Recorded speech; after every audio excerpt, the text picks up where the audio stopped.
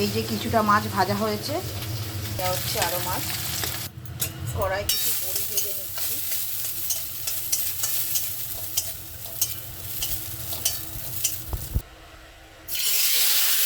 গরম তেলের মধ্যে দিয়ে দিলাম, ভালো করে নাড়াচাড়া করছি।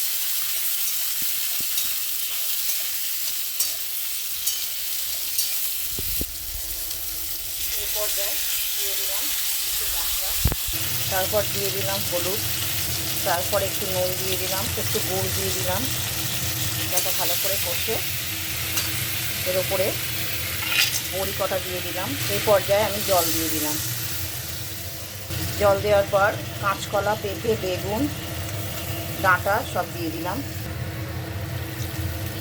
এবার ঢেকে আমি ঝোলটা সেদ্ধ হতে দেবো কিছুক্ষণ। ঝোলটা আমার সেদ্ধ হয়ে গেছে। এই পর্যায়ে একটা আমি সাঁতাল দিয়ে নেব। কড়ায় তেল দিয়ে এবার 5 ফোড়ন আর শুকনো লঙ্কা একটা দিয়ে দিলাম। ফোড়নটা যেই পেকে উঠবে তার আমি ঝোলটা দিয়ে দিই। এইবার আমি একে একে মাছগুলো দিয়ে দিচ্ছি।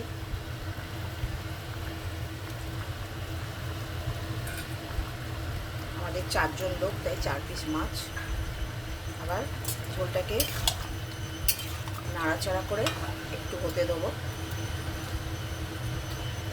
আমার ঝোলটা কমপ্লিট হয়ে গেল।